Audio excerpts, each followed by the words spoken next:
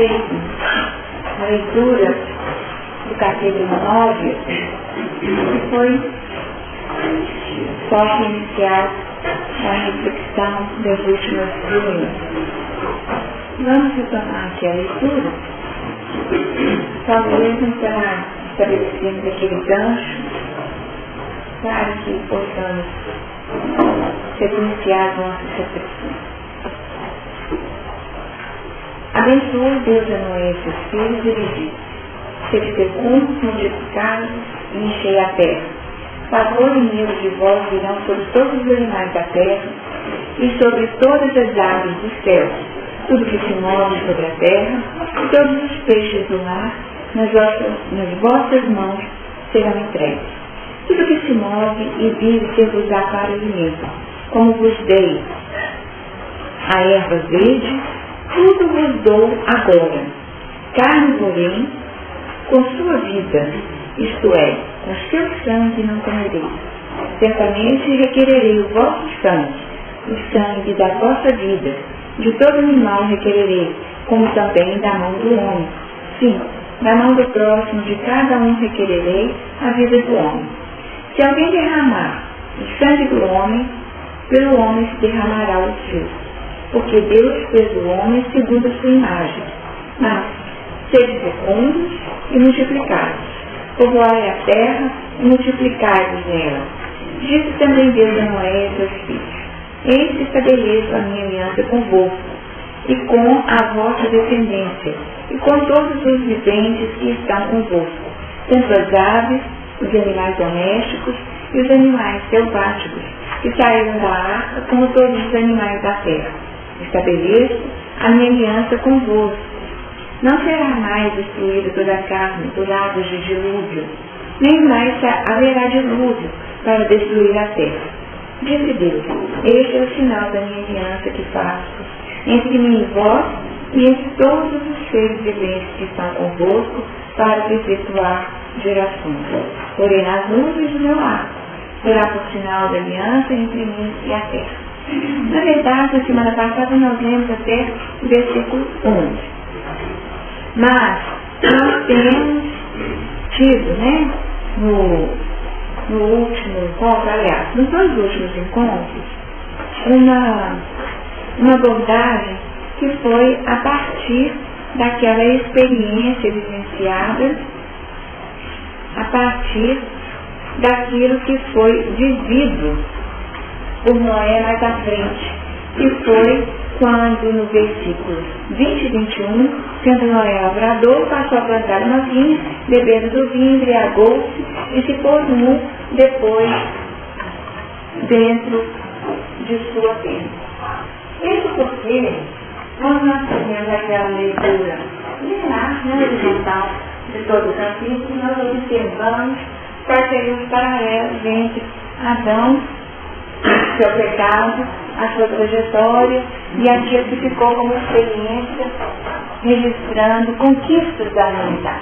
E nós chegamos àquela conclusão que Adão representa todos os primeiros esforços de crescimento e ao começo o fruto ele estabeleceu o primeiro grande pecado que foi saneado ou totalmente eliminado como expressão geradora de dificuldades novas a partir do dilúvio.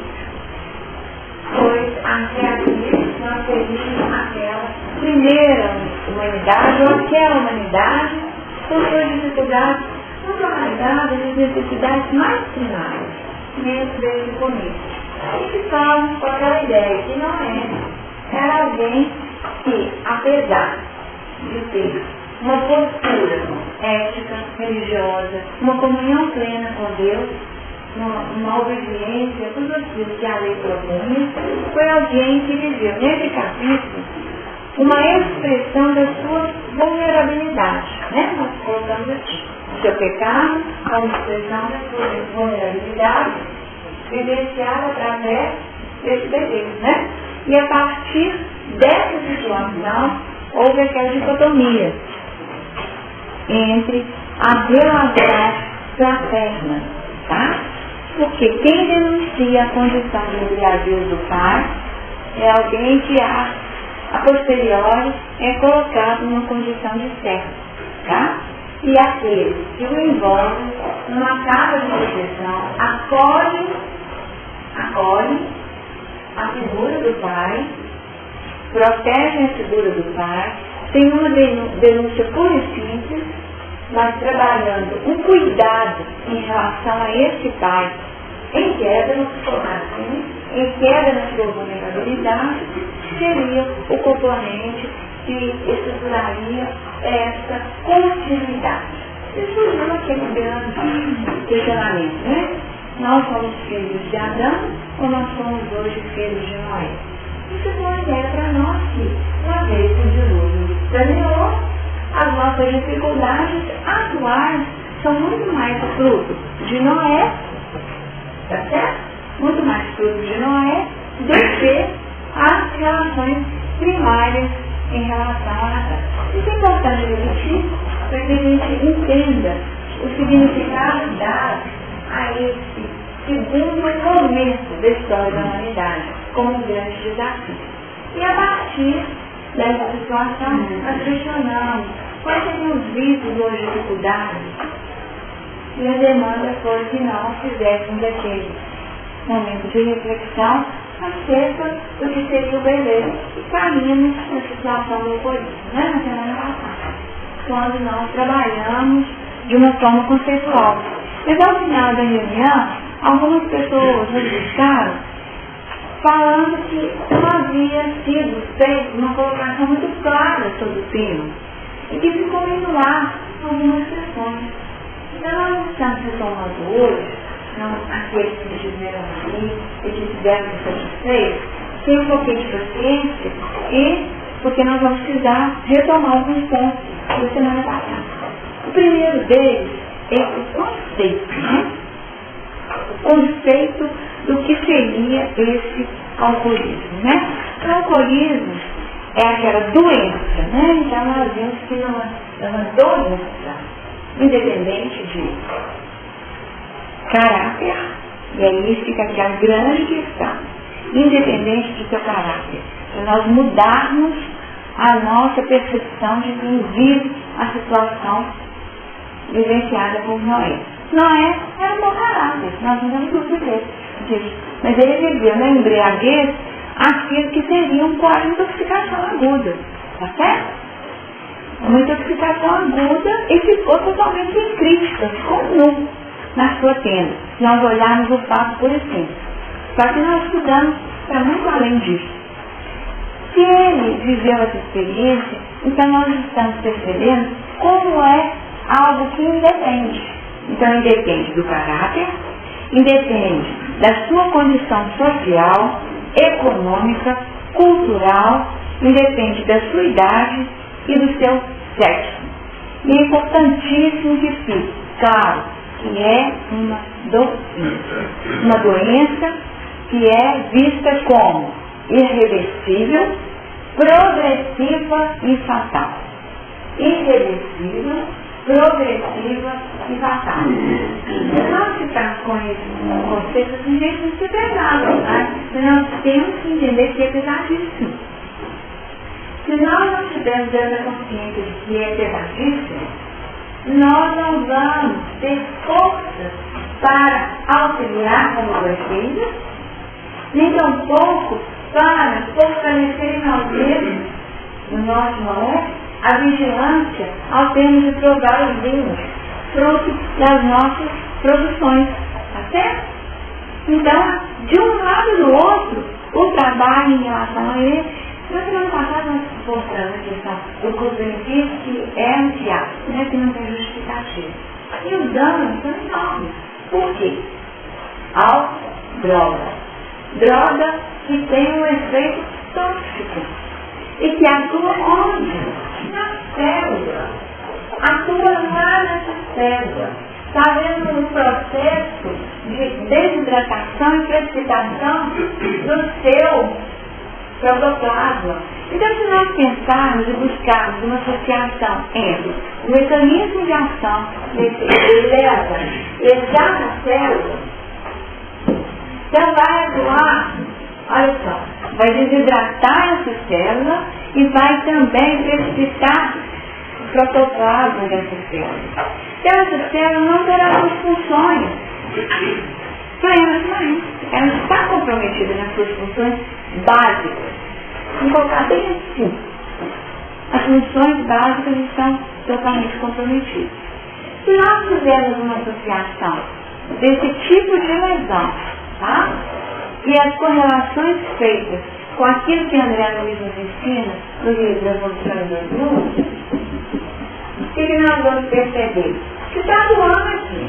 Nós sabemos que o núcleo tem uma relação com o físico, trabalhando toda a projeção biológica do ser, a consolidação da estrutura física. Nós temos aprendido que no citoplasma, o que acontece? No citoplasma nós teríamos os pontos de conexão com a vida espiritual. Então, com tudo aquilo que é sutil, o comando mental que gerencia a organização da vida física acontece via citoplasma. Se esse citoplasma está comprometido em sua função, nós entendemos que a raiz das dificuldades poderia estar aí. Mas o que se as pesquisas falam quando trabalham na busca do entendimento do mecanismo de ação dessa droga? O que nós aprendemos nos livros sobre esse mecanismo de ação da droga? Então, atua no organismo promovendo reações na pele, nos vasos, no músculo, nos órgãos. Então, ele tem uma ação globalizada. E alguns sistemas teriam um comprometimento mais acentuado. E aí nós vimos que o sistema nervoso, especialmente o sistema nervoso central, teria uma influência muito significativa e comprometedora.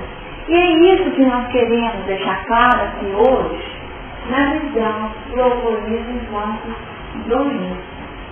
Como essa doença se manifesta.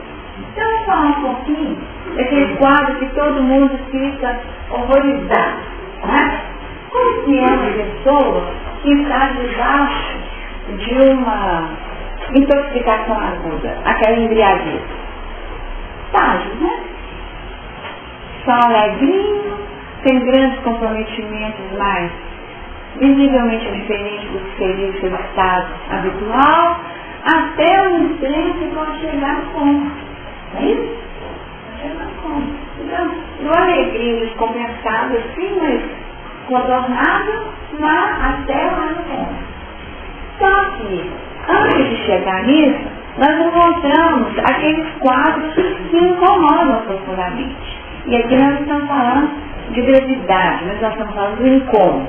Qual é o intoxicado, vamos chamar assim, que nos incomoda? Vou deixar para você falar. O perfil do intoxicado que incomoda socialmente. O bêbado chato. Tá? O bêbado violento. Inconveniente. O bêbado inconveniente.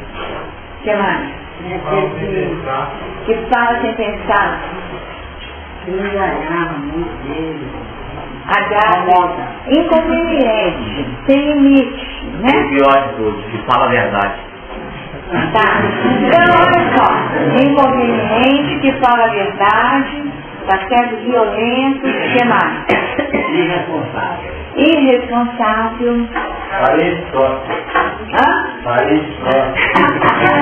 Ótimo. Eu acho que esse é o que incomoda mais, não é? Esse é o que incomoda mais, porque esse você não pode falar assim, tá chato, eu tô indo embora, né? Esse vai continuar. Isso. Carência. A carência, o que mais? Sem dúvida. Tem uns que tem muito vendedor. Insistível e homicida em potencial. Tá, gente, mas nós estamos querendo saber só os inconvenientes. É. Tá? Isso aí tá na espírito dele, né? Muitas vezes a menina não fica, tem uns que vão pra janela, né? Eu vou saltar agora, No volante, né? No volante, tem isso. O cara quer, não pode dirigir não, eu vou. Dirige melhor quando eu tô bêbado. Não, bacana, né? Então, quer dizer, nós conhecemos, então nós precisamos falar de qual seria a sintomatologia dessa pessoa que teve baixa intoxicação, que o livro fala o seguinte, olha o que o livro fala.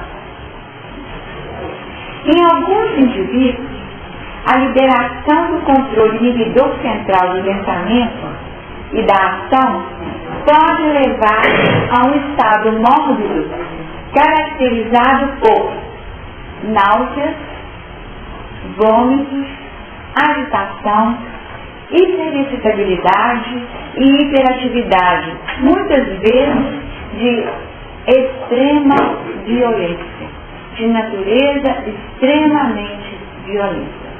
Tá? Foi apontado aqui, né? Você está arrumadinho, tá bonito em cima de você, bonito no seu carro novinho, né? Já tem essas coisas todas, físicas, tá? E aí, vocês viram quando iniciou a leitura? Por que isso acontece? A liberação do controle inibidor central. Então, nós teríamos no córtex, nós teríamos uma série de integrações, circuitos integrados, onde o papel primordial desse córtex seria trabalhar, vamos falar assim, o verniz da sociedade, tá? Algumas verdades não são pretendidas. Vamos pegar o exemplo aqui, né? Então o córtex fala assim, você já pensou, mas falar você não vai. É o córtex que segura.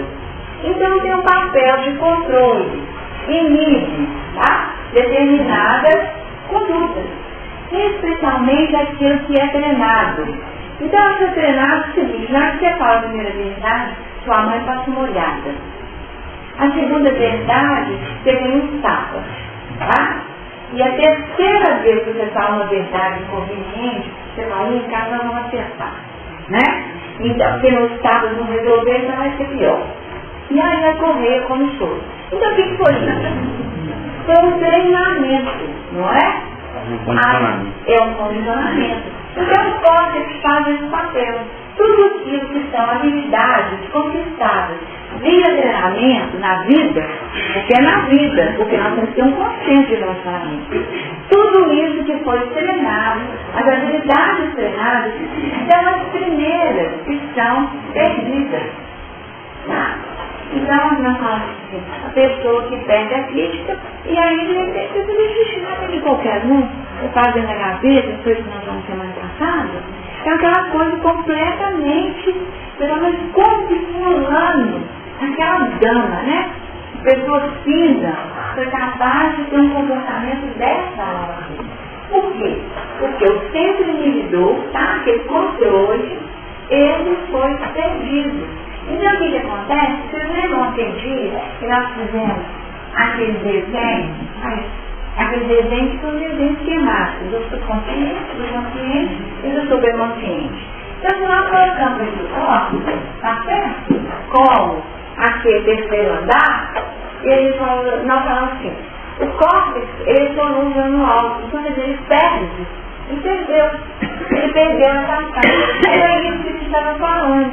Porque o papel de controle, tá certo? Foi perdido. Então a ideia é essa. Então aquela história é o seguinte, é uma droga psicoativa. Todo mundo acha que é uma droga que tem um papel de levantar. Tá certo? Estimula, né? Nossa, gente, o afeto é mais violento. Nós vamos falar do afeto, então não ia falar, mas já que você trouxe, né? Então, a história vem da seguinte forma. Não, eu devo prestar, porque eu sinto que me levanta, mas na verdade não levanta. Tira aquilo que seria o comportamento em termos das relações. Então, seria uma consequência da ausência desse gestor, tá? Então, dá falsa ideia de expansão, mas na verdade há um depressor do sistema nervoso central. A ação seria muito mais nesse sentido. E as consequências que advêm disso são seríssimas, porque compromete e estabelece uma exposição, e aí o parente próprio é aquele que envergonha, que você fica tentando tampar o sol com a peneira, tampar porque você não está cheio de tapar, certo? E nós observamos que isso aqui, olha só, hiperexcitabilidade e hiperatividade, muitas vezes de natureza extremamente violenta. E nós não sabemos o que está sendo cantonado nas nossas experiências, tá certo? Nas experiências pregressas. O que em nós está sendo realmente, vamos falar assim, controlado pelo nosso superconsciente, enquanto é isso, tá certo? Enquanto é isso, que gerencia as nossas vidas.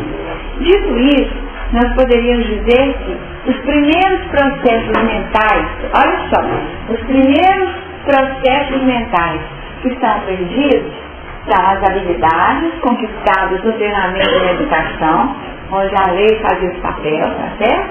É assim que se comporta, tá? A pessoa foi grosseira, você não vai fazer da mesma forma, tá? É um padrão educacional, que é o treinamento. Treinamento e a experiência vivenciada por cada indivíduo. Mas, alguns também são perdidos. Aqueles graus mais refinados de discriminação, tá? É isso, é aquilo, tá? Memória, a concentração, a compreensão, fica embotada. Então nós temos toda uma depressão de funções superiores, tá bom? Tudo aquilo que seria superior é o que sofre em primeiro momento. Depois nós teríamos também uma série de comportamentos que são fruto dessa ação inibitória, esse controle que foi tirado.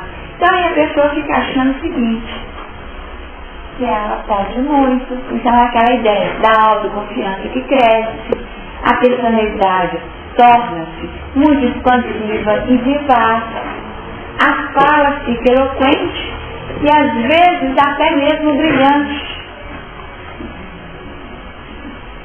Tá? A fala fica eloquente e até mesmo brilhante. Então ela fala assim, ó, tem que perder que eu vou fazer um discurso ali, depois que eu bebo, o discurso sai de um espetáculo. Aí a gente até entende, né, que alguns usam essa guia, né, porque de fato tem essa sensação e muitas vezes não ocorre. Agora, importantíssimo registrar o que acontece, as oscilações de humor, que são incontroláveis, e as explosões emocionais frequentes. Então é aquele choro, né? Aquele choro sem querer porquê, explosões emocionais de toda a ordem, raiva também, tristeza também, alegria também, medo também, tá certo? Então nós temos essa gama de emoções e até das preocupações também. Então nós teríamos toda uma ação vinculada a essas ações. E nós poderíamos dizer que esses efeitos, eles estão diretamente vinculados às concentrações do álcool. Então é de acordo com a situação. Na semana passada, nós ainda comentamos que medidas, porque eu falei assim, dá muita água, né? Dá muita água. Alguém falou no café amargo? Falaram no café amargo, né? Vamos começar a mão daqueles recursos que teriam por finalidade ativar a eliminação do álcool para que os efeitos deletérios fossem minimizados. Mas o que a gente sabe é que a 98% do álcool é metabolizado e é eliminado do organismo através da via hepática. Então, o que sobra, aqui entre 10 e 2% de seria só esse tantinho aí que é eliminado através do pulmão e do rim. Então, na verdade, tem que passar pelo fígado mesmo, certo? E não há como, porque existe um tempo de metabolização própria, tá? Um tempo de metabolização própria, em torno de 10 ml de álcool por hora é eliminado do organismo. Então, se a gente tiver tomado isso, 120 ml, tá? Ou 1.200 ml de cerveja, tá? O teor alcoólico é diferente, né? Então, vamos nessa proporção aqui. Nós vamos gastar de 5 a 6 horas para termos a eliminação desse elemento do nosso organismo. Por que nós estamos gastando tempo para conhecer isso? Vocês estão vendo algum sentido em conhecer isso? Eu vejo quando a gente fica esperando a pessoa melhorar. E é bom talvez esperar de pessoa para o outro dia para depois já estar mais normal para começar. Então quer dizer, gente, a gente aplicar o passo. Vamos colocar assim bem objetivamente. Vai aplicar um passo. Bom, se fosse um passo de uma pessoa dotada de capacidade, né, de psicologia, aí nós podemos até dizer. Mas vamos falar o nosso passo convencional, tá? Não podemos acreditar que no aplicar um passo a pessoa vai sair da cabine restabelecida. A não ser que, nessas proporções, a gente fique num atendimento às pessoas que não tem hora, tá? Se ele gastar esse tempo de atendimento, o passo foi muito efetivo, mas nós não podemos nos enganar naquilo que está no organismo e vai gastar um tempo. Muitas vezes a gente fala o seguinte: pessoas alcoolizadas não devem entrar na cabine de passo. Vocês já ouviram isso? No curso de passo? É por isso. Não adianta, gente. Uma questão óbvia. Não vai adiantar. Nós temos que fazer outro tipo de cuidado com essa pessoa. Cuidar dela para que ela não caia, não machuque, tá? Resguardá-la. Então ela está com todos esses inconvenientes que vocês falaram aqui. Então resguardar é a capa para se colocar no nós. Vamos esperar aí o tempo positivo, tá? Vamos resguardar, proteger e depois a gente vê o que faz. Porque na hora da intoxicação aguda, as medidas que podem ser tomadas, elas acabam sendo muito restritas. E aí ficou claro que é algo, que é doença, que gasta um tempo, que atua num sistema integrado no organismo, leva a célula, corta a conexão para poder trabalhar a integração das funções efetivas, tá certo? E isso só será revertido a partir do restabelecimento das funções normais. E algumas nem serão restabelecidas, porque como nós falamos, o que nós falamos? É doença o quê? Irreversível, progressiva e fatal, porque algumas funções não serão restabelecidas. Vamos pegar um exemplo. Olha só. Dentro dos vários, né, das várias ações, uma delas seria agir, acelerar a síntese de gordura, tá certo? A síntese de gordura. Então, acelerar a síntese de gordura, e o que vai acontecer com o fígado das pessoas? Começa a acumular gordura no fígado, tá? Começa a acumular gordura no fígado. Além de acumular gordura no fígado, porque a síntese de gordura está acelerada, ainda tem uma outra ação que é de mobilizar gordura de outros lugares e acumular nutrientes hematócitos no fígado. Então o que acontece? Nós ficamos lá com o hematócito vai ficar todo gorduroso aí, já com o fígado gordo, vamos colocar, né? É a tal da iniciatória hepática, que teria uma relação muito estreita com a ingestão de álcool e não necessariamente com o alcoolismo, porque é uma ação que acontece, estimula, tá? Estimula, uma ação diferenciada. E isso fica com quem depósito ali, tá certo? Independente das quantidades ingeridas. Olha só. independente. Então, é um efeito cumulativo. Além de Deus,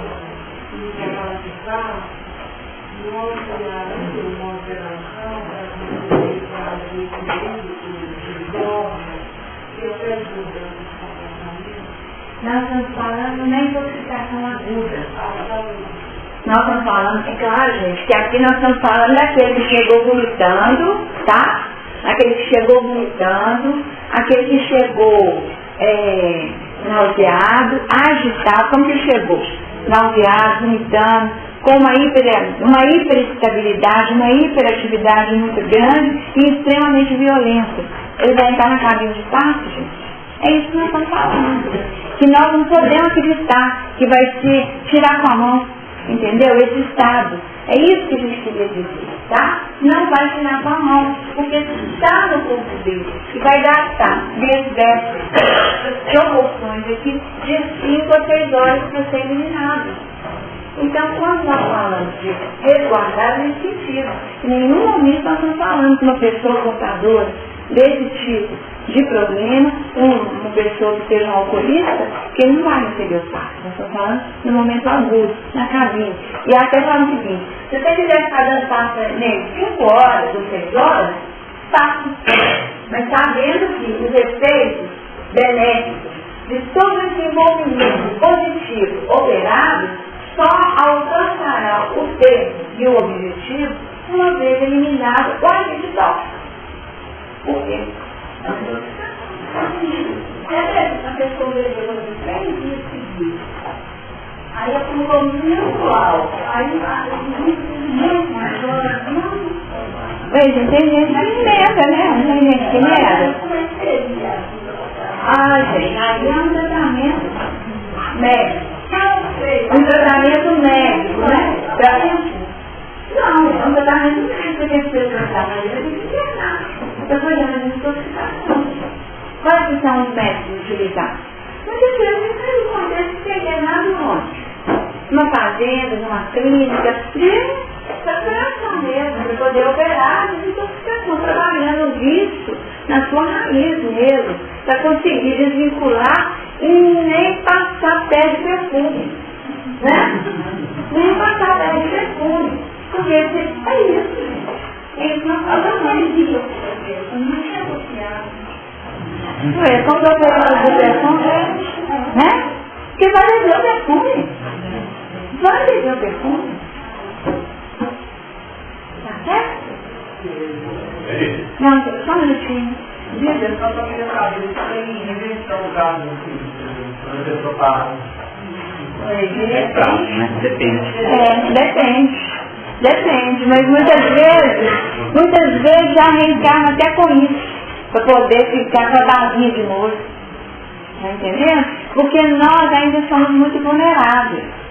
Se a misericórdia promove um atendimento, tá certo? Você lembra da história que eu contei aqui da mãe?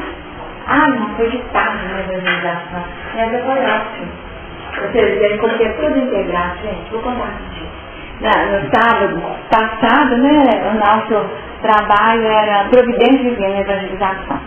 Aí, a história que foi contada foi de uma mãe que vivia orando porque o filho estava paraplégico, ou epilético, mas estava na cama lá, um rapaz jovem, aquela situação não ajudadora, cortar o coração de qualquer mãe. E ela era muito fervorosa, e a gente fala que intercessão de mãe é uma coisa espetacular. E ela ali, ó, rezando, mas era assim com os amigos espirituais, porque era uma pessoa muito boa. E ela falou assim, olha, filho, eu quero a cura total. Eu não quero a cura mais ou menos não. Eu quero meu filho curar na minha vida inteira. E pedia com força e sabendo que ela queria.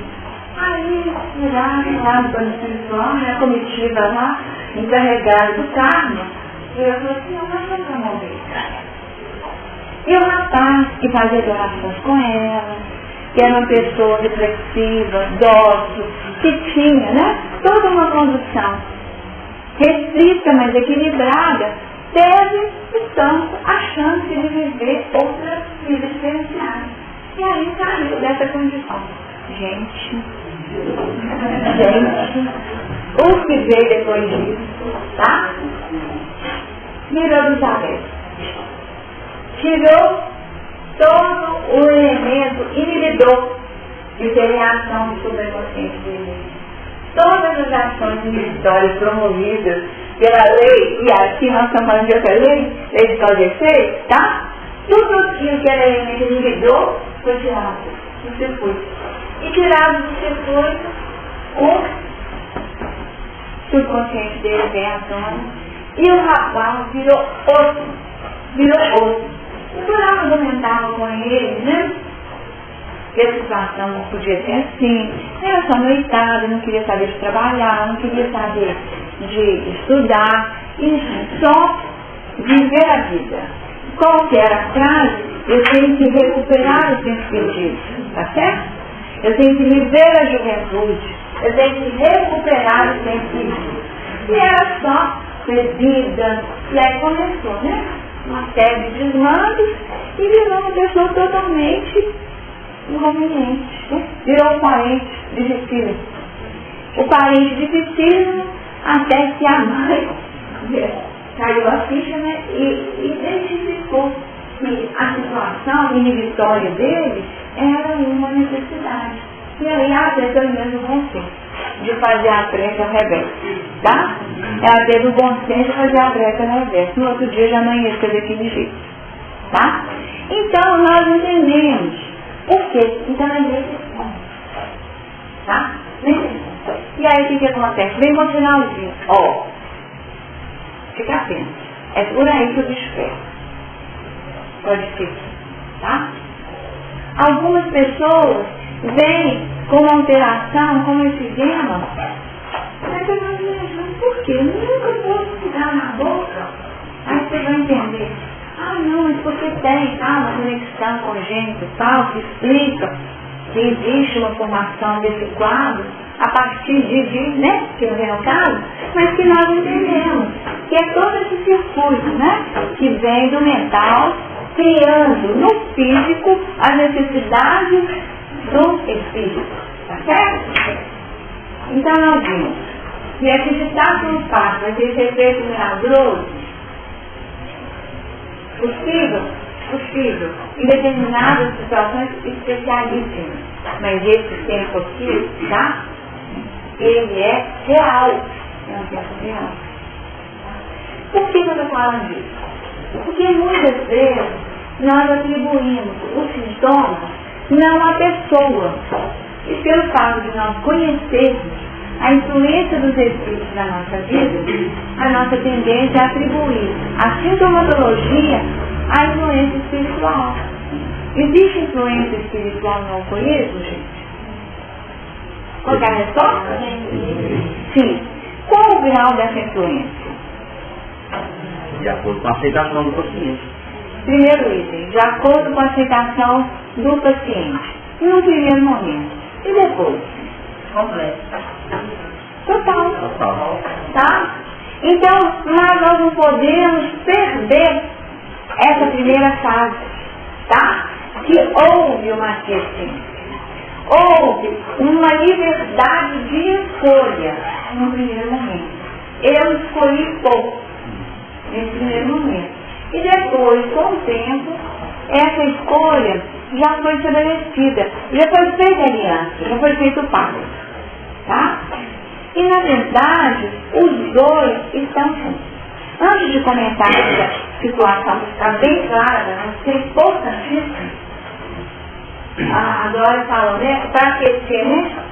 Para aquecer. Um é para poder emprestar, o outro é para aquecer. Então, aqueles que bebem bebidas destiladas, até falam que a destilada tem um alcoólico maior, né? E foram os aros que trouxeram, olha só, gente, os aros trouxeram o método, né? A destilação na Idade Média da Europa, tá? Então, o uísque, sabe qual é o nome que eles... O que significa o uísque? Água da vida. Água da vida. Significa água da vida. Água da vida. Néctar dos Deus, o vinho, né? É o vinho. O vinho é néctar dos Deus. Então é tudo fabuloso, né? Então nós temos essa visão, né? Dos elementos. E os alquimistas da época, historicamente, nós falamos da história lá do Egito, a cevada e a cerveja do Egito, né? E da fome buscando e das frutas fermentadas lá do homem primitivo, né? Que já vivia o suco das frutas maduras fermentadas. Então nós estamos vendo como que foi evoluindo o costume. Então na Idade Média, destilada, o esquiado da vida, e a situação foi os alquimistas acharam, tá? Que era o elixir. Né? Então foi dado a ele, pelo fato de ter uma ação tão globalizada no organismo. E ele acabou tendo. E aí surgem os mitos, né? E usados como panaceia. É bom para esquentar, é bom para refrescar, é bom para dar sono, é bom para tirar o sono, né? Então mais, aquela panaceia é bom para tudo. Só que se for feito um estudo criterioso, o que ele apresenta com relação aos vasos, e aí o que acontece? A pessoa bebe a coradinha, né? Tem coradinha, não fica? Quentinha, assim, né? Coradinha, porque tem aquela vasodilatação, né? Então os vasos, então dá aquela sensação de calor externo, né? Um calor externo, mas que produz internamente um resfriamento, tá? Então as pessoas que no inverno tomam, né? A bebida, a vodka lá na Rússia, para poder garantir o esquentar, estão fazendo, então seria um paradoxo, algo totalmente sem sentido, do ponto de vista do plano de ação da droga, tá? Então nós temos que rever nossos conceitos, porque a história do álcool é toda permeada por justificativas. Porque, no fundo, nós estamos querendo sair do papel individual, tá? Da lei e do código, como superconsciente, e viver desse jeito, essa condição necessária, né? Tem uma afirmação muito famosa aí no cantor aí, que o homem está doido e trabalha. Não, é. Está doido e trabalha. É muito sério, né, gente? Ficou tudo claro? Então, porque então eu acho que nesse primeiro momento aqui foi para estabelecer a ação efetiva no corpo que não dá para jogar fora. E agora nós temos que trabalhar a influência dos espíritos nesse contexto, que seria o objetivo, que foi um dos itens solicitados no desenvolvimento. Primeiro, há pouco tempo eu ouvi imagem, né, falar de um caso de vinho benéfico, produzido em casa. Como eu não vi. E segundo, assim, uma pessoa que a família gosta de beber, isso é um caso que eu conheci há muitos anos. A família gostava de beber porque ele ficava ótimo. Ele era mais alegre, ele gastava mais dinheiro, mas era uma pessoa maravilhosa. Então todo mundo, quando ele via, ele chegava em casa, ele ficava alegre.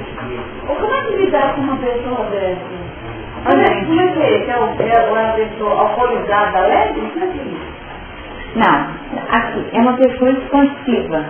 Então vamos imaginar o seguinte. O que é uma pessoa, a vida de uma pessoa que é o responsável da família? Vamos colocar, vamos imaginar, tá? O responsável da família. O responsável é o que controla as contas, é o que observa se a condução da dinâmica da casa é adequada, se o almoço está na hora certa, se o jantar está na hora certa, se os empregados estão compondo de acordo com os combinados, os fatos feitos no contrato de trabalho, uma pessoa que é extremamente controladora, tá? Que tem uma expressão de lei. Então, o córtex dessa pessoa tem um papel inibidor muito grande, que é um córtex e tem uma ação tão grande que inibe a si, nas suas expressões, como também ao grupo. Todo mundo, na hora que aquela pessoa que chega, ninguém nem quer falar nada, todo mundo cala, né? Aí se a pessoa chega liberada desse papel, entendeu? É natural que faça isso, não é muito legal, né? Porque aí nós ficamos mais à vontade com isso. Porque nós queremos viver desse jeito mesmo. Veja bem, ele falou assim, já apagou a luz? Tem que a luz está acesa, né? Não é assim? Não cobrança e não controle total. Mas não quer dizer que a torneira ficou lá fora, pingando? Aí ninguém nem fala nada. Aí o jeito que ele chega alegrinho, a luz está acesa, tem uma televisão ligada na cozinha, outra televisão ligada não sei onde, e ninguém assistindo, e ele não fala, mas ele vai lá e tem liga, já que está desse jeito, deixa eu entrar nessa cola também, né? E liga, e vai fazer outras coisas, vai tomar um banho, o chuveiro e deixa, tá certo? É mais ou menos isso, quando nós falamos que elimina o papel inibidor de controle, tá? E é tudo aquilo que é aprendido que sai primeiro, tá? Tudo aquilo que é aprendido que sai primeiro. Ainda vira para o filho oferecer. Gasta mais, né? Você falou, gasta mais, deve sentar na outra sobre Jesus. Então fica uma vida, mas tudo igual, né? Bonito. Então isso. Agora, existem... O que é muito bom não é você estar na fase do macaco. Você na fase seguinte. É a base do leão. Quanto mais aumentando de grau para o outro, mais fácil. A hora que ele entrar no leão, depois dá um bandaço, né? Então, Mas quais os bichos que são características dos bichos? No macaco, eu lembrei só um minutinho. Deixa eu falar dos bichos aqui. Fala os bichos lá, primeiro a fase do macaco. Tem umas fases bem interessantes no algoritmo. Na primeira do macaco, é quando a pessoa fica alegre, começa a fazer as molecadas, começa a alegrar aí o ambiente. Não liga para nada, como ele não disse. Mas quando ele vai aprofundando, ele entra de outras fases, na fase do leão. Ele começa a ficar violento. Aí você chegar em casa e ainda vai. Quem é esse jovem? Em casa. Né? Quem fez isso? Quem deixou a torneira pingando? Aí estão correndo a sua. E quanto mais ele vai aprofundando, aí tem as outras fases. A última dela parece que é do urso. Do urso. A pedra enche no corpo. O outro carro do corpo, né? Do corpo. O outro que cai, embocado na muito interessante, não estou me lembrando aqui. Então, gente, ó, esse livro parece igual. Na Vinha do Senhor, que chama a história, tá? De Humberto de Campos, tá?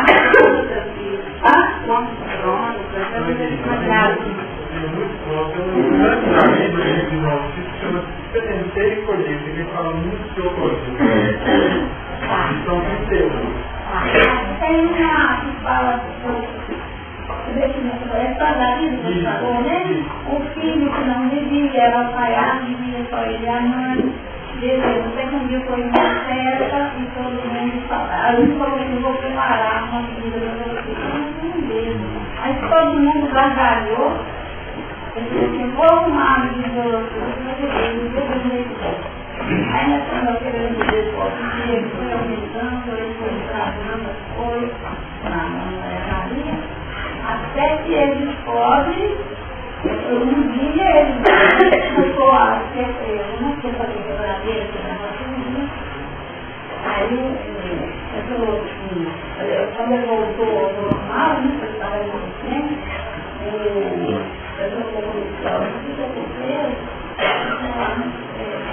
ele razão, legal, eu falou assim, nossa, como é que vai ficar minha mãe, então, eu não sei fazer para ela, Então ele serve para confirmar a coisa lá, e o mãe voltou para a cabeça, pegou a roupa na cabeça. Então, gente, nós chegamos a um ponto, a que ponto chega, né? Tá? E nesse momento, quando chega assim, etapas, né? Ascendentes de piora, né? Etapas ascendentes da piora. Quando agrava a situação, aí que nós podemos ver como que as pessoas se transformam em corpo, né?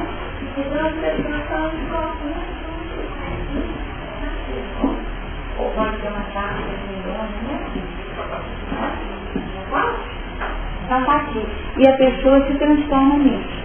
Mas é importante, antes de chegar nessa etapa, nesse corpo vivo, que a gente retome o início da história. O início da história começou lá no primeiro corpo, né? Esse primeiro corpo que foi oferecido. E que você ainda tinha a chance de falar. Sim ou não, tá? É no momento do livre-arbítrio, porque a influência existe. Mas a influência, ela cresce, eu vou te dar conta, tá? E ela também, tá? Depois já fala isso aqui também. Então, a influência, ela cresce. E nós não podemos negar que essa influência, ela é real. E ao final, a associação é tão grande que no livro Os Domínios da Mediunidade, tem um capítulo que fala sobre vícios.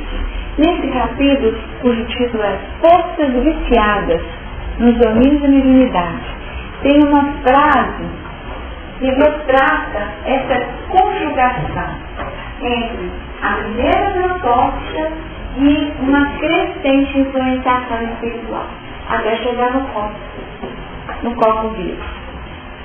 André Luiz fala o seguinte: num átimo, reparamos que a bebedeira alcançava os dois, porquanto se justapunham completamente um ao outro, exibindo as mesmas perturbações.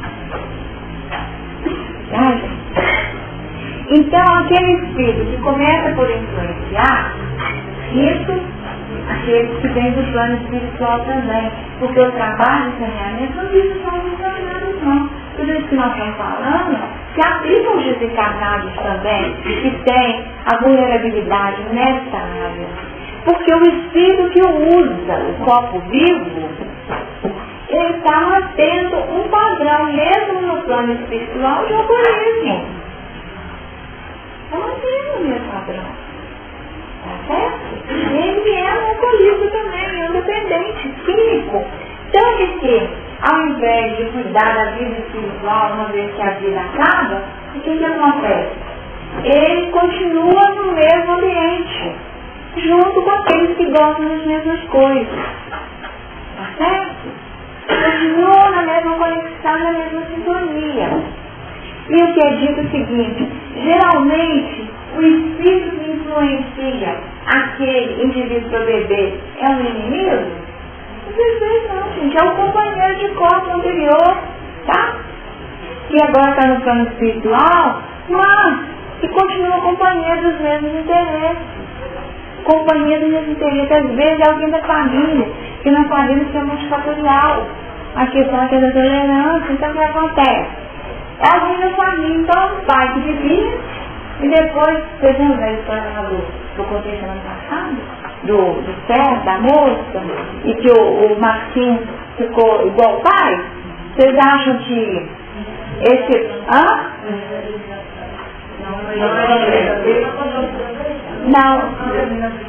Não, é a do Sérgio, que a filha acaba matando o pai. Esse foi de manhã, né? Que ela carregou essa culpa, né? Durante 34 anos ficou no plano espiritual naquela região, no remorso, que só rezava, né? E ficava ensinando os outros até que foi decidido para ela, né? Que ela precisava reencarnar para fazer aquilo. E a gente ficou sabendo que o pai ia vir como filho dela como filho dela e ainda teria um tumor cerebral, né? Essa história. Mas você lembra que o Marquinhos ficou igual o pai? Será que existia influência espiritual no Marquinhos? Podia ter. Não podia ter? O pai já morria de antipatia dele, né? Tá vendo? Quer dizer, já tinha ali uma atração meio duvidosa, né? Complicada. Ele crucifica a adorada do pai. Olha só. Uma série de conexões difíceis. E ali não devia ser só pelo companheirismo, porque nós podemos falar que tipo de influência que existe. Influência dentro da faixa de sintonia, sem querer levar. É só porque nós somos companheiros de gol e pronto. Por aí. É só manter o bicho. Mas existem aqueles também que querem induzir ao bicho. Porque sabem que, induzindo ao bicho, o fim vai ser conforto. E querem ver o indivíduo é conforto. Não é isso? Então a indução pode ser alguém da família? Pode. Pode, sem dúvida. Porque nós sabemos que no núcleo familiar encontram-se afetos e desafetos. Então pode ser alguém. Então nessa conexão nós temos o plano indutor. Indutor. Ou o elemento mantenedor, olha só, indutor, mantenedor, e nós podemos ter o componente que agrava a situação. Porque vejam bem, por quanto se justapunham completamente um ao outro, exibindo as mesmas perturbações. Por que o espírito busca a conexão com o corpo vivo? Ele vai estudar, sentir a euforia, fruto da eliminação dos padrões indutórios, não é isso que ele quer? Ele quer sentir de novo aquela expansividade, né? Aquela liberação, tá certo? Só que ele vive mesmo e ele perde o controle de si mesmo. Já tem controle. Então nós temos o obsessor. Vamos colocar aquele que se coloca na posição de alguém que é o juiz da situação e quer fazer justiça com as próprias mãos. Nós não aprendemos que quando ele vai induzindo, o que acontece com ele? Ele é atraído pelo campo magnético da pessoa, não é? E a orientação é tipo assim, não fica muito perto não, porque a força atrativa é complicada. Porque se cai no campo magnético do indivíduo, aí o que acontece? Ele vai induzindo, aí ele passa a fazer parte do campo magnético daquela pessoa, como imã. A gente tem que manter uma distância. A distância é o campo de segurança, no respeito ao outro. Quando nós invadimos, tá? Invadimos o campo de ação do indivíduo, nós nos vinculamos. E aí o que acontece? Aqueles que buscam sensações tão físicas. Por que a gente aprende que relacionamento sexual estabelece o seguinte? É porque é isso, gente. Existe uma conjugação de tal ordem que você entra no alvo vital do indivíduo. Tá certo? Então estabelece vínculo. Você pode até desconectar, mas fica um registro. Tá? Agora, se você fica ali no corpo vivo, direto, todo dia, já estão justapostos de tal forma como se fossem dois em um. Dois em um corpo. Por isso que fica tão estreito que às vezes até para poder separar, o que pode acontecer? Desencarnar. Pode até desencarnar, se separar. Tão grave a situação que se estabelece. Então tem que fazer um trabalho de desvinculação gradativa, preparando aos poucos, diminuindo as doses, criando movimentos de separação ou de afastamento gradual, tá certo? Para que haja uma desvinculação. E às vezes isso não é possível. E qual que é a via para poder liberar? Reencarna através desse indivíduo que é o que tem o corpo físico. Então, esse aqui, imaginemos que esse aqui é conflito. Então, ele se adentra o audital, assimilando, num processo até de incorporação ou de subjugação cada vez mais estreito. Não sabemos que não são os profetas, mas só para traduzir a ideia. Então, o que acontece é que há uma comunhão tamanha que só a partir da materialização, quer dizer, corpinho também, né? Corpo como um componente que vai viabilizar a desconexão, para poder viver uma vida à parte, tá certo? Ou então uma vida própria, pessoal. Então, a influenciação existe, ela pode agravar a situação, porque aqui, nesse momento, os dois exibindo as mesmas perturbações. Então, pode ser macaco no perfeito, né? Pode ser leão depois, pode ser lá o urso, né? Pode ser o porco. Nós vamos ler depois a verdade charada dele, né? Então, mas por que falar dos bichos? Porque não é a expressão do nosso inconsciente, são os bichos de nós. São os bichos de nós que assumem. Né? A arte tem que estar no primeiro andar e depois que assumem a relação de homens, né? De homens. Então vocês vejam bem como a história é muito significativa e ela é importantíssima, tá? Então aqui nós temos uma visão mais clara de como nós poderíamos auxiliar.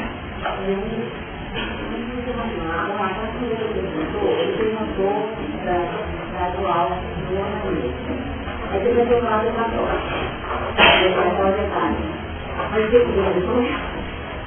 porque sobre as vezes que funcionam comigo, eu vou dar educação à verdade, depois da psicóloga, de maneira de não, é porque irreversível fatal. Irreversível e fatal, porque é progressivo, né, gente?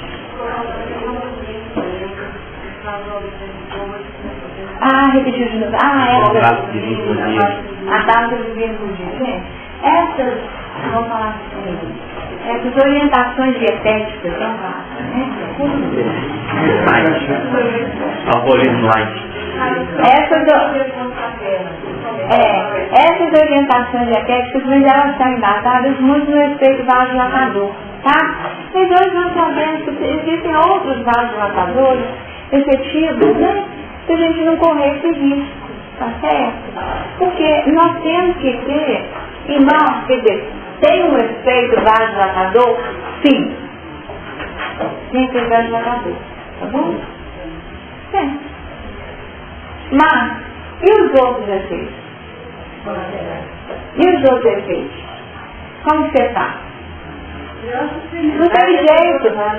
Não tem jeito de se definir o seguinte: a pessoa muito equilibrada, gente, a pessoa muito equilibrada, até poderia lançar a mão.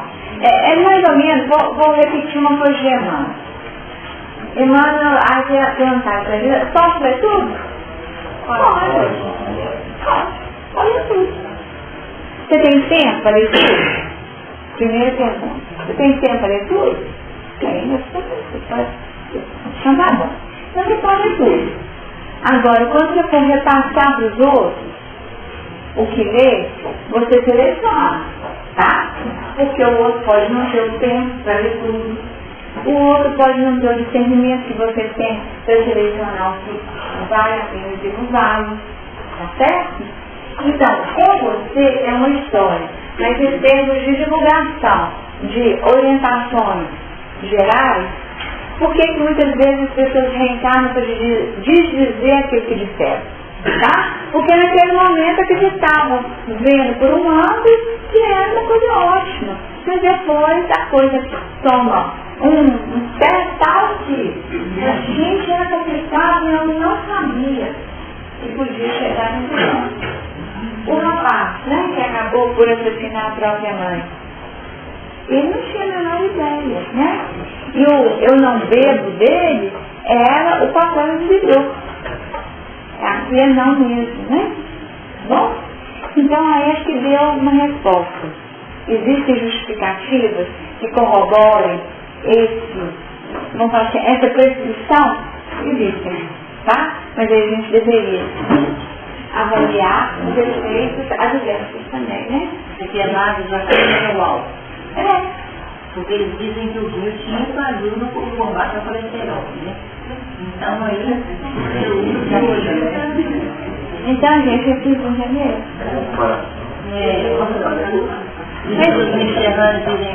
Mas gente, vai escrever. Não chegou a usar o ministério, não foi dito com água na vida? Fruta muito agradável para mim. Olha pra você ver, gente. Era no panaceia, usado para tudo. Tá? Usado para tudo. Foi que Jesus não, aqui, ouvi ontem da minha filha fazer. Mas olha bem o que você vai falar lá, não tem jeitinho. Olha bem o que você vai falar lá, né? Porque se fosse uma coisa tão negativa, Jesus não tinha multiplicado. Eu sou um águia. E foi mesmo, ainda me deu uma aula. Não falei nada. Eu falei, foi a apresentação, né? Então, isso é essa, mas, gente, então eu falei assim, né? Porque se fosse negativo, não tinha feito isso, ele deixou a mensagem, não falou no bebê. E ficou, e olha bem o que ele falou lá, né? Então, gente, olha só. Depois isso, né? Só para beber. Outro dia tinha um enólogo convencendo um grupo que fazia bem fora. E aí um virou e falou assim, mas qual vinho que é branco guarda? Eu na hora de inverso, o vinho que faz mal do bolso faz bem do coração.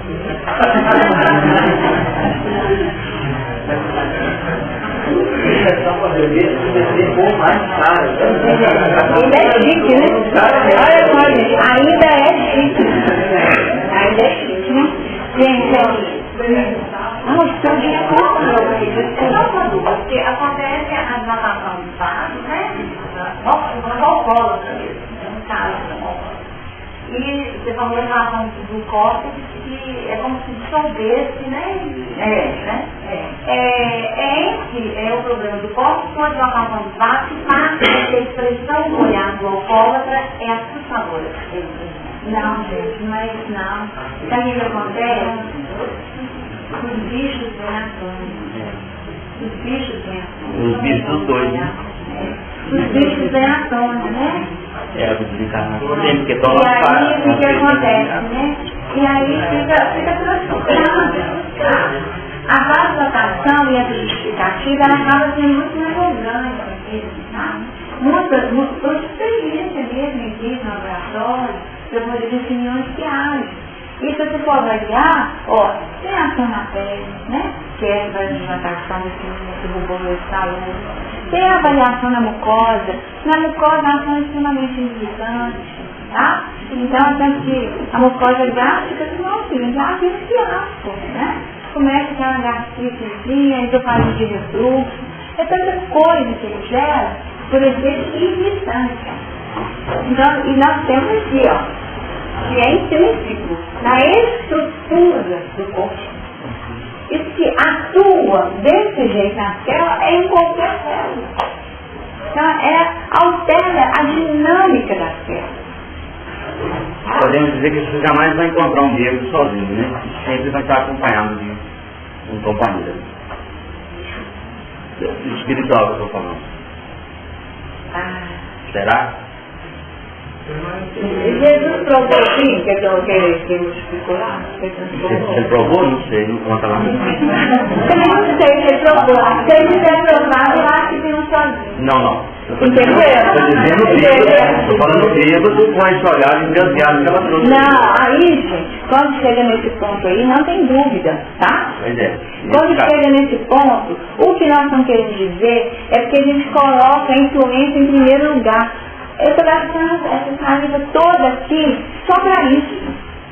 Que a gente coloca a influência em primeiro lugar. E inverte o processo. E nós estamos falando que o negócio é progressivo, tá? É isso que precisa ficar para nós. progressivo, tá? E vai abrindo espaço, vai abrindo brecha. E o que acontece? A pessoa que tem essa continuidade, ela não fica nem, como falo assim, não fica limpa, ou não fica seca, né? Não estou seca, né? Porque, né? Limpo pode ser na outra, mas aqui nós vamos eu estou sequinho. Estou sequinho que eu não bebi nada, nesse sentido, tá? Está sequinho que eu não bebeu nada. Então aquele que não bebeu nada, ele fica na indução, tá? Daqueles que não querem o bem. Está sujeito a isso, tá? Está sujeito à indução. Enquanto aqueles que já estão no processo, eles já têm uma influência mais direta, que é aquela história. Não tem os compradores de livros compulsivos? Será que no plano espiritual tem isso também? Tem de tudo, né, gente? Você está falando em parceria, mas você não diz... Não, pera só um pouquinho. Desde que eu estou falando sem beber. Estou traduzindo, só uma palavra só. Não bebi. Hoje eu não bebi. Hoje eu não usei droga. Então, você viu. Né, a terminologia que eles usam, no meio, estou tentando usar a terminologia. Mas o que eu estou querendo dizer aqui é que existem padrões de comportamento para tudo no plano espiritual, porque são os homens que desencarnam. Então eles não deixam de ser portadores dos seus vícios ou das suas qualidades pelo simples fato de terem desencarnado, continuam os mesmos. Então serão aqueles compulsivos por livro e que gostam de ficar nesse ambiente. E fica assim, não, como chama isso? Nossa, que tipo de bem feito, tá? Então, a gente gasta ter falado todo o compromisso. Isso é saudável, gente? Não. Isso não é saudável, é uma coisa viciante. E porque a gente fica achando que vício é só, com aquilo que nós comentamos, que vício é só aquilo que socialmente não é aceitável, mas aquele que entra no vício e compra o salário todo em vícios, ele não é normal também. E os outros compromissos? Não vai saber dimensionar. E está gerando prejuízo para a sociedade também. Para o grupo familiar, a respeito disso. Então são muitos. Que é viciado em trabalho. Pessoa viciada em trabalho, você vai assim, não, gente, mas esse vício é perfeito. Será que é perfeito? Abandona a família. Teve uma vez uma reportagem que saiu numa revista de um cronista que escreve umas coisas bacanas. E eles falam que havia ido conversar com um amigo, né? Sobre priorizando a família. E a pessoa estava assim, arrasada. Era um empresário super bem sucedido, espetáculo de vida, reconhecido assim, para valer, e estava arrasado. Por que estava arrasado? Ele falou, minha filha casa. Eu falei, mas por que você está arrasado desse jeito? Eu não vi ela crescer. Eu não vi ela crescer. Não, é uma história que sempre brilha, porque é verdade. Eu não vi ela crescer, agora ela está indo embora. Ela estava lá e eu não vi ela crescer, e agora ela está indo embora. É fato. Então, e por quê? Era um viciado em trabalho, né? Então nós observamos que como o equilíbrio é fundamental, é saber medir as nossas escolhas, né? E definir, porque não dará para justificar na influência. Não, isso que a gente tem que ver. Não dá para justificar na influência. Porque a influência, ela é consequência do primeiro movimento, tá? E nós já temos esse padrão de reconhecimento que a doutrina nos traz, isso para nós assim, não é sombra de dúvida. Se durante um tempo isso era confortável, quero que é confortável, gente. Tira o espírito e fica tudo bem. Não é assim que a gente pensava? Vou levar no centro, que lá eles cortam mesmo. Não é assim? E qual que é a diferença? Qual que é a diferença de um centro que faz trabalho dessa ótima? Corta mesmo. Corta. Tira aquele. Mas se não tiver o comprometimento pessoal, é a casa vazia adornada, que nós aprendemos no Evangelho. Outras, porque está exposto. E aquele, às vezes, que era um só, era quem tomava conta da pessoa. Porque vai ser esse copo é meu, né? Esse copo é meu e ninguém chega. É aquela história. Você atravessa a rua e não tem acidente. Ele está dizendo como é que pode, né? Não está dando conta, de como ele atravessa no meio dos caminhos, vai, você fala, não, agora que fica. Eu não fico. Quando você vê, está do outro lado, né? E aí, por quê? Porque tem que assegurar a vida do corpo vivo, né? Tem que assegurar a vida do corpo vivo. Tá? Porque se perder aquele corpo, vai ter que ter trabalho de arrumar outro, né? Aquele já está tão ajustadinho, a justaposição já é tão tranquila, que é só falar assim, mais um. Né? Mais um. É isso? Então nós temos, né, toda essa dinâmica que não é simples e que nós não podemos abrir mão do comprometimento daqueles que estão envolvidos. Os trabalhos são fortes, mas se não houver comprometimento pessoal, não irá sanear. Por isso que tem que internar, tem que ir para as fazendas, tem que sair do contexto, tem que fazer o trabalho físico, doutrinar de novo, de outra forma, e não criando aquela conexão que nós falamos na semana passada, da dopamina lá, né, com aquela substância que é a geradora de uma sensação de prazer inicial, mas que é a que gera a compulsão, tá? Então tem que buscar prazer em outras fontes, tem que alimentar a vida pessoal com outros elementos. Aí a gente fala, tem que ter prece, tá? Tem que ter um trabalho intenso, vai lá receber o passe, aí na hora que recebe o passe, os livros oficiais vêm na casa espírita, ó, você toma cuidado, viu? Porque se você tiver perceber que você está com hálito, não, você não vai receber o passe. Aí já é um estímulo, e sente bem na hora que recebe o passe, né? Você fazendo esse trabalho gradativo. Procura ocupar o seu tempo com outras coisas. Faça uma lista de componentes que possam ser vivenciados, que gerem prazer para você. Por que você gosta disso, né? Então, todo um trabalho intenso. E nós sabemos, né? E aqui eu acho que hoje a gente pode dar a questão personalizada. Importante que muitos já conhecem, né? E qual é o trabalho daqueles que têm um posicionamento intenso na manutenção. Que nós podemos ajudar como os filhos de Noé, colocando as capas e tendo cuidado. Mas não dá para deixar o indivíduo sozinho, porque sozinho ele não sustenta, tá? Então ele tem que ser agora envolvido num trabalho de influência positiva, num outro sentido, tá? Da mesma forma que tem um lado, o incentivo ou a influência para poder estar naquela situação, tem de existir ou tem que ser substituído uma influência mantenedora da posição nova. E aqui eu vou ler para nós os dois passos, né? 1. Admitimos que éramos impotentes perante o álcool, que tínhamos perdido o domínio sobre nossas vidas. 2. Viemos a acreditar que um poder superior a nós mesmos poderia devolver-nos a sanidade. 3.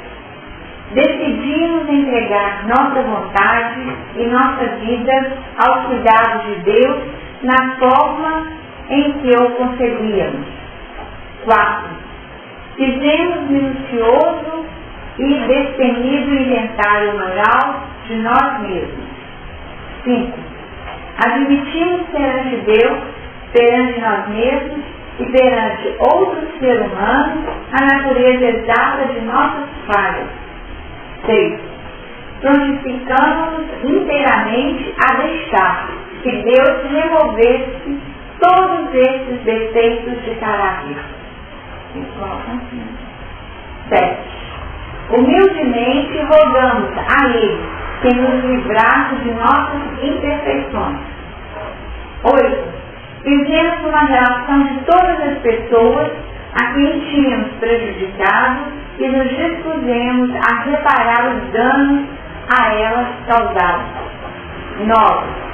Fizemos reparações diretas dos danos causados a tais pessoas, sempre que possível, salvo quando fazê-las significasse prejudicá-las ou a outras. 10. Continuamos fazendo o inventário pessoal e quando estávamos errados, nós o admitíamos prontamente. 11. Procuramos, através da prece e da meditação, melhorar nosso contato consciente com Deus na forma em que o concebíamos, rogando apenas o conhecimento de sua vontade em relação a nós e forças para realizar essa vontade. 12.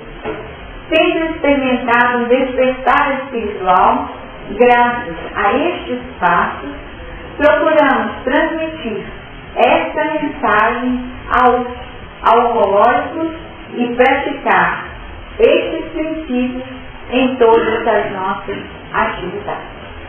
E o que nós estamos fazendo aqui hoje é exatamente trabalhar na divulgação desses componentes, uma legítima, uma verdadeira denúncia, né, dos riscos aos quais todos nós estamos sujeitos. E a importância da vigilância, do reconhecimento quando envolvidos.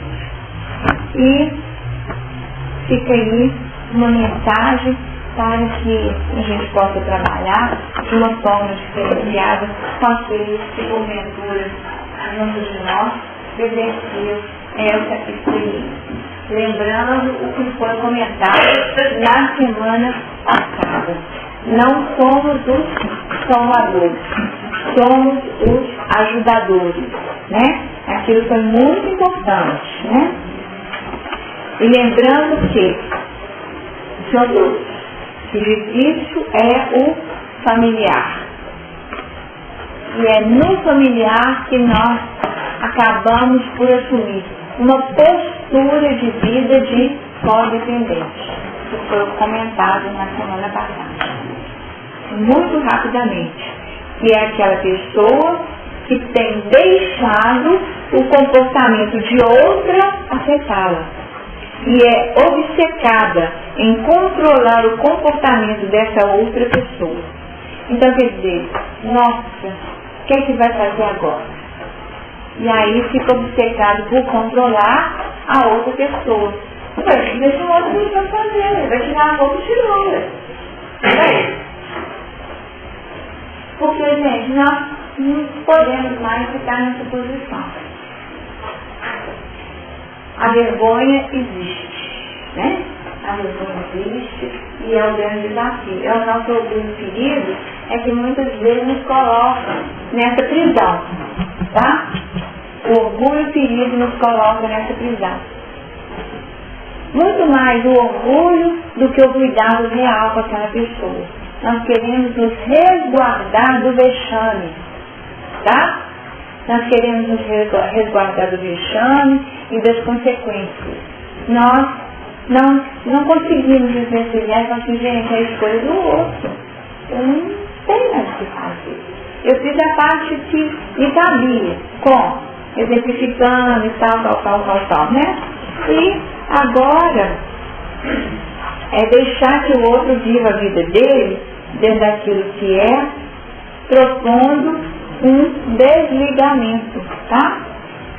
Um desligamento. Isso aqui é importante ser dito. Mas o nosso tempo já é o desligamento e aprender a viver com o problema ou apesar daquele problema, concentrando-se heroicamente no que é bom em nossa vida, hoje, e sentindo gratidão por isso.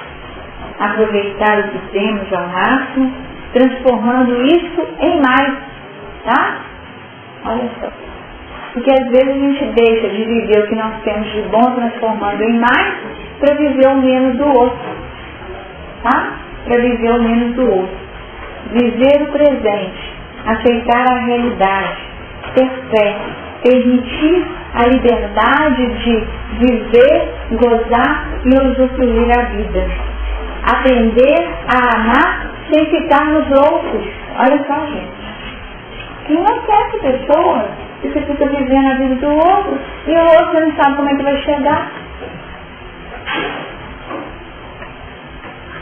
E as consequências, né, dessa postura da caída codependência, aí você conquista serenidade, cada um cuidando ou tratando de sua própria vida.